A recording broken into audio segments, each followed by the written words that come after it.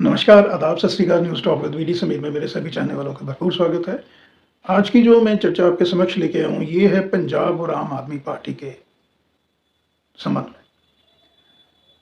पिछले कुछ दिन पहले, जैसे मैंने अपने पिछले वीडियो में आपसे विस्तार में चर्चा की थी कि जो मुख्यमंत्री पंजाब हैं भगवंत मान, वो पंजाब के मुख्यमंत्री के अलावा पंजाब जो स्टेट आम आदमी पार्टी के प्रदेश प्रेसिडेंट भी हैं और लंबे समय से लगातार जो पंजाब प्रदेश आम आदमी पार्टी की कमान है वो सरदार भगवंत मान के हाथ में। तो भगवंत मान ने कहा था कि मेरे पास एज चीफ मिनिस्टर रहते हुए 13 से 14 जो डिपार्टमेंट्स हैं इंपॉर्टेंट, उनको भी मेरे को हैंडल करना पड़ता है। तो उसमें से बहुत सा जो शेड्यूल, बिजी शेड्यूल है, उसमें से समय नहीं निकल पा रहा है उनके लिए कि वो जो प्रेसिडेंट की पोस्ट है उसके साथ भी पूरा न्याय कर सकें उस पोस्ट के लिए। तो मान साहब ने ये इच्छा जाहिर की थी कि जो प्रेसिडेंट की पोस्ट है ये किसी दूसरे शख्स को दी जाए, ताकि जो प्रेसिडेंट है, जो अगर फुल टाइम जो प्रेसिडेंट होगा, वो उस कामकाज को अच्छी तरह कर पाए जो पार्टी के कहीं ना कहीं हित में होगा। अब इसमें गौरतलब बात यह है कि पिछले काफ़ी लंबे समय से दोनों जो जिम्मेवारियां हैं चीफ मिनिस्टर स्टेट की और प्रदेश प्रेसिडेंट की, वो मान साहब ही निभाते आ रहे हैं। और उसके पहले उन्होंने कभी भी ऐसी इच्छा जाहिर नहीं की कि वो एक पद से मुक्त होना चाहते हैं। तो इसके पीछे की जो मुख्य वजह है कि जो दिल्ली हाई कमान है, खासकर लोकसभा चुनाव 2024 के बाद जो पार्टी की परफॉर्मेंस रही थी, 3 सीटें आई थी टोटल आउट ऑफ 13 सीट्स जो पंजाब के अंदर लोकसभा की हैं। तो उसके बाद जो आम आदमी पार्टी की हाई कमान दिल्ली में है, अरविंद केजरीवाल है, उन्होंने ही, मैं समझता हूँ, कहीं ना कहीं पंजाब की राजनीति को अब दिल्ली से ही चलाने की कोशिश हो रही है। जो लगातार ब्यूरोक्रेसी के अंदर और मुख्यमंत्री ऑफिस के अंदर जो ट्रांसफ़र पोस्टिंग्स हुई हैं वो डायरेक्ट अब दिल्ली के इशारे पे हो रही हैं। इसके अलावा कुछ जो सेहत का हेल्थ इशू भी थे, मान साहब की सेहत भी कुछ नासाज थी पिछले दिनों, उन्हें हॉस्पिटल में भी एडमिट रहना पड़ा था कुछ दिन। तो ये कुछ बातें हैं, मैं समझता हूँ, जिसको लेके मान साहब ने ये इच्छा जाहिर की है। और जो खबरें छट छट के आती हैं कि मान साहब की जो भी केमिस्ट्री है आम आदमी आला कमान के साथ दिल्ली में, शायद वो उतनी बेहतर नहीं है। चलो, ये एक सेपरेट इशू है, मैं पिछले वीडियो में इसके बारे में बता चुका। अब बात करते हैं कि स्टेट प्रेसिडेंट के लिए कौन से कैंडिडेट आम आदमी पार्टी की लिस्ट में होने चाहिए। तो पंजाब के अंदर 3 जो हैं वो हलकों में पंजाब डिवाइड किया जाता है पॉलिटिकल हलकों के हिसाब से, मालवा, माझा और दोआबा। मालवा जो है, लगातार ये देखने में आया है कि मालवा सबसे बड़ा हलका है। अगर लोकसभा की सीट्स देखें या से स्टेट विधानसभा की सीट्स देखें, मालवा से मैक्सिमम सीट्स मालवा के हिस्से में आती हैं। और पंजाब के अंदर जो मुख्यमंत्री हैं वो ज़्यादातर जो हैं वो मालवा से ही चुन के आते हैं। भगवंत मान मालवा से हैं, इसके पहले कैप्टन अमरिंदर सिंह वो भी मालवा से थे, सरदार प्रकाश सिंह बादल मालवा से आते थे। तो ज़्यादातर जो सत्ता है, सत्ता के अंदर जो स्ट्रांग होल्ड रहा है वो मालवा का ही रहा। भगवंत मान मालवा से आते हैं। अब जो आम आदमी पार्टी है उसका भी जो स्ट्रांग होल्ड है वो इस वक्त मालवा है। कभी मालवा जो है वो माफ कीजिए, वो श्रोमणी अकाली दल का गढ़ हुआ करता था, खासकर जो मालवा का रूरल बेल्ट है। पिछले लगभग 6-7 साल से वो जो रूरल बेल्ट है मालवा का, वो शिफ्ट हो चुका है श्रोमणी अकाली दल से आम आदमी पार्टी की तरफ। स्पेशली जो किसान का जो आंदोलन हुआ था, जो 3 किसानी बिल एनडीए सरकार लेके आई थी, उस वक्त श्रोमणी अकाली दल भी पार्टनर हुआ करती थी एनडीए का, हरसिमरत कौर बादल कैबिनेट मिनिस्टर हुआ करते थे। तो उस दौरान जो लोगों की नाराजगी है, खासकर जो रूरल वोट बैंक था, वो छिटका। इसके पहले जो जब सरदार प्रकाश सिंह बादल मुख्यमंत्री हुए थे, तो जो बेअदबी का मामला था, वैभव कला के फायरिंग का मामला था, उसको लेके भी जो श्रोमणी अकाली दल का कोर वोटर था वो शिफ्ट हुआ। ज़्यादातर वो आम आदमी पार्टी की तरफ हुआ और कुछ उसका जो परसेंटेज है वो कांग्रेस की तरफ गई। तो ये पीछे की पृष्ठभूमि है। तो जैसे मैंने आपको बताया कि 3 सेगमेंट्स के अंदर पंजाब डिवीज़न हुई है पॉलिटिक फ्रंट पे, मालवा, माझा और दोआबा। मुख्यमंत्री मान साहब क्योंकि मालवा से आते हैं, तो बहुत संभव है कि दोआबा या जो माझा है उसमें ये पोस्ट जानी चाहिए प्रेसिडेंट की, स्टेट प्रेसिडेंट की। तो पहला नाम मेरी नज़र में आता है अमृतसर से जो मौजूदा आम आदमी पार्टी के एमएलए हैं, कुंवर विजय प्रताप सिंह। कुंवर विजय प्रताप सिंह जो हैं ये पूर्व आईपीएस ऑफिसर रह चुके हैं और इन्होंने अपनी पोस्ट से रिज़ाइन किया था as IGP, inspector general police के रैंक से। लगभग 10 साल या 10 साल से मैं समझ 10-12 साल की अभी जो है वो आईपीएस की सर्विस पड़ी हुई थी कुंवर विजय प्रताप सिंह की। लेकिन जो वैभव कला में गोलीकांड हुआ था, बेअदबी का मामला हुआ था, उसकी एसआईटी के मेंबर भी थे कुंवर विजय प्रताप सिंह, और उनको ये लगा था कि उस वक्त श्रोमणी अकाली दल की चाहे सरकार है या कांग्रेस की, उन्होंने बेअदबी का जो मुद्दा है उसको सुलझाने के लिए जो एक जस्टिस मिलना चाहिए था जिन लोगों का वहाँ नुकसान हुआ, वो ना अकाली दल की सरकार के टाइम पे हुआ और ना ही वो कांग्रेस के टाइम पे हुआ। तो 2022 का जो विधानसभा चुनाव था उसके पहले उन्होंने रिजाइन दिया कुंवर विजय प्रताप सिंह ने, आम आदमी पार्टी के साथ वो आए और अमृतसर से वो जीत के एमएलए बने।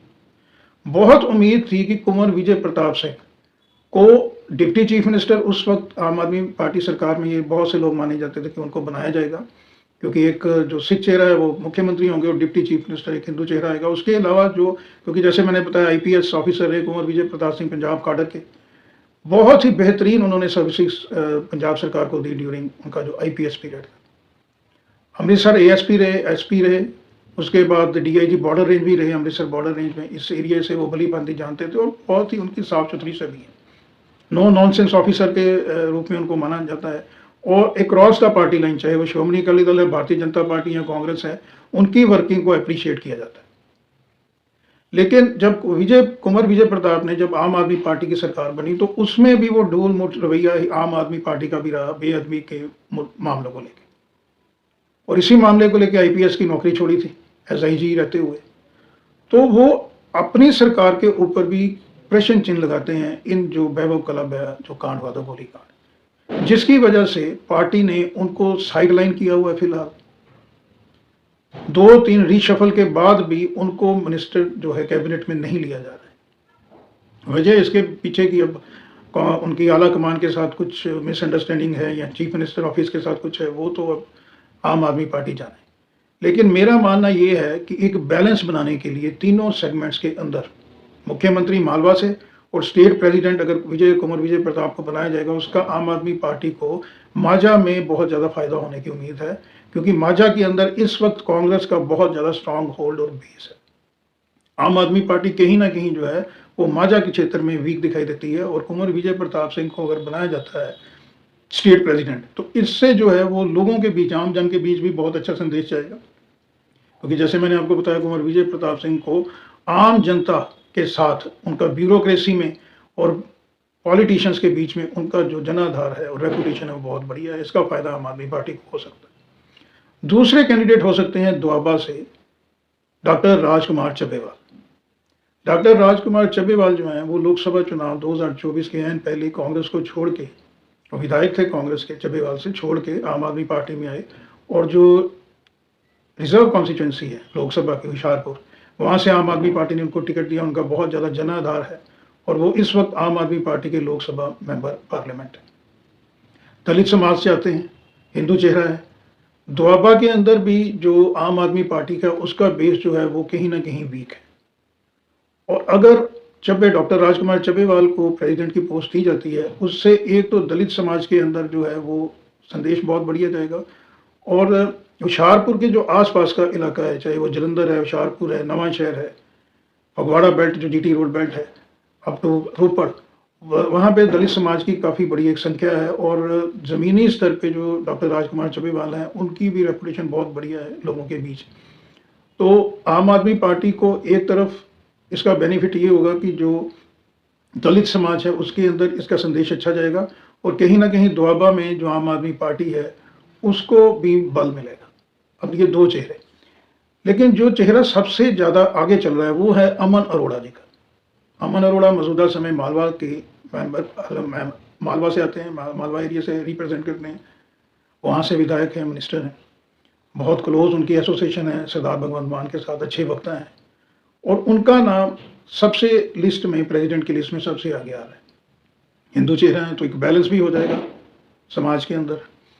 लेकिन मेरा ये मानना है कि अगर मुख्यमंत्री और प्रेसिडेंट दोनों एक ही रीजन से आते हैं, जैसे मालवा से है, वहाँ पे तो ऑलरेडी बेस जो है वो आम आदमी पार्टी का स्ट्रांग है, तो जो मेरी राजनीतिक समझ है, मैं समझता हूँ इससे कोई ज़्यादा फायदा आम आदमी पार्टी को नहीं होने वाला है। लेकिन इसका दूसरा पहलू ये है कि जो मालवा है, आम आदमी पार्टी अगर ये चाहती है कि मालवा के अंदर ही उनको कॉन्सेंट्रेट करना है और सबसे ज़्यादा सीटें जैसे मैंने आपको बताया विधानसभा की, लोकसभा की मालवा हल्के से आती हैं, रीजन से आती हैं। तो आम आदमी पार्टी की ये भी एक स्ट्रैटेजी हो सकती है कि उस हल्के को, मालवा हल्के को और स्ट्रॉन्ग किया जाए और वहाँ से मैक्सिमम सीट्स ली जाएँ आने वाले जो विधानसभा चुनाव में। तो ये एक स्ट्रैटेजी भी हो सकती है। लेकिन मेरा ये मानना है कि अगर कोई फिट केस कैंडिडेट है आज की डेट में, वो कुंवर विजय प्रताप सिंह हैं। क्योंकि पंजाब के अंदर इस वक्त जो है, वैसे तो मैं समझता हूँ कि उनको मिनिस्टर ज़रूर होना चाहिए और होम पोर्टफोलियो होना चाहिए कुंवर विजय प्रताप सिंह के साथ। क्योंकि कुंवर विजय प्रताप जो हैं, उन्होंने बड़ी नकेल कसी थी और लॉ एंड ऑर्डर को लेके वो बहुत ज़्यादा पर्टिकुलर थे जब वो सर्विस में थे। चाहे वो एसएसपी थे, कप्तान रहे हों, चाहे अमृतसर के या डीआईजी बॉर्डर रेंज के रहे हों, सीपी लुधियाना रहे हों, कहीं भी हों, उन्होंने जो असामाजिक तत्व हैं उनको नकेल कसी है। तो अगर उनको कैबिनेट मिनिस्ट्री में कहीं किसी कारणवश नहीं भी इंडक्ट किया गया है, तो मैं समझता हूँ आम आदमी पार्टी के लिए बहुत ये एक फ्रूटफुल रहेगा कि अगर कुंवर विजय प्रताप सिंह को वो स्टेट प्रेसिडेंट बनाए आम आदमी पार्टी की तरफ से। लेकिन क्योंकि पॉलिटिक्स है, हर जो पॉलिटिकल पार्टी है वो अपना बेस देखती है, पार्टी के अंदर विद इन कंसेंट देखती है और ये भी देखती है कि जिस व्यक्ति को उन्होंने ये इम्पोर्टेंट पोस्ट देनी है, उसके और हाई कमान के, उसके और मुख्यमंत्री के बीच में जो कोऑर्डिनेशन है और जो कॉन्फिडेंस है वो है या नहीं है।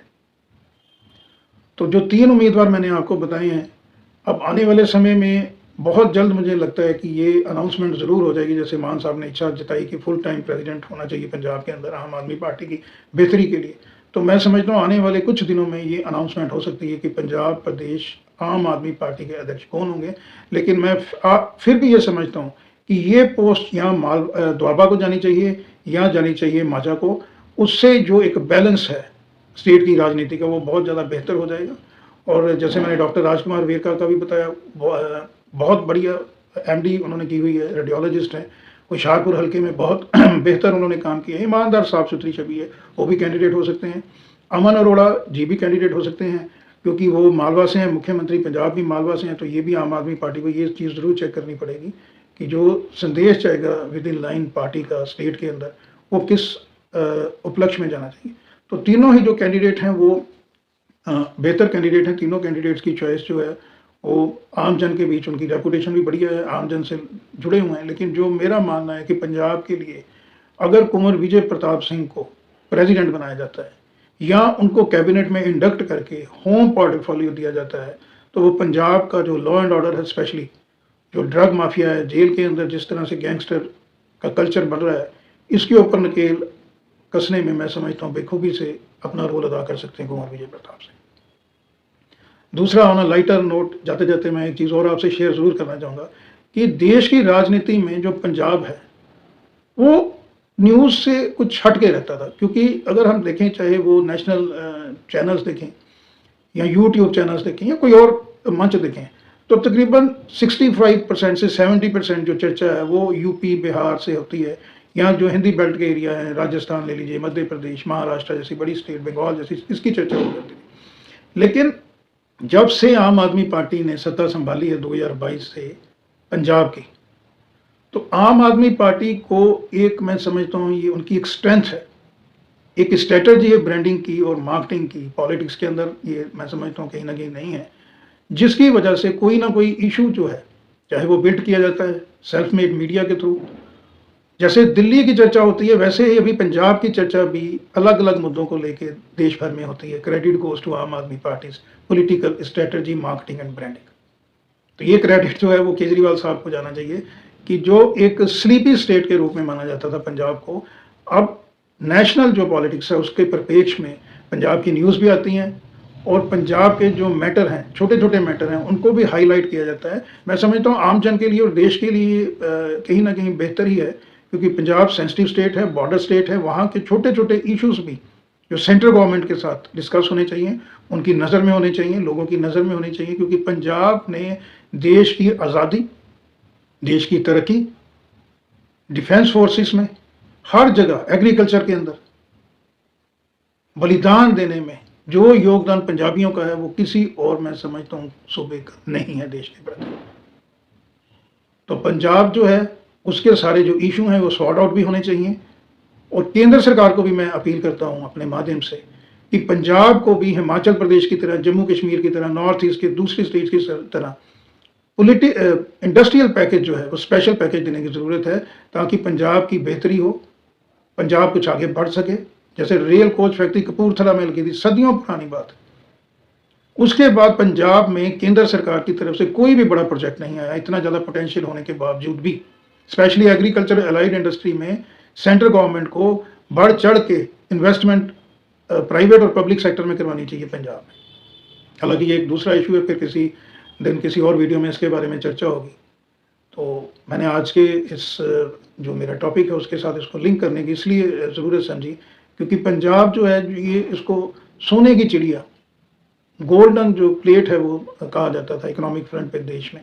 पहले 2-3 राज्यों में शुमार होता था, आज हमारा जो पंजाब है वो बिल्कुल पिछड़ा हुआ एक राज्य है। इसीलिए मैंने सेंट्रल गवर्नमेंट को ये अपील की है कि कुछ जो पैकेजेस हैं, स्पेशल पैकेजेस हैं स्टेट की ग्रोथ के लिए, वो पंजाब में ज़रूर देने चाहिए। तो आज के वीडियो में इतना ही, फिर आगे किसी मुद्दे को लेकर आपके सामने हाजिर होगा। तब तक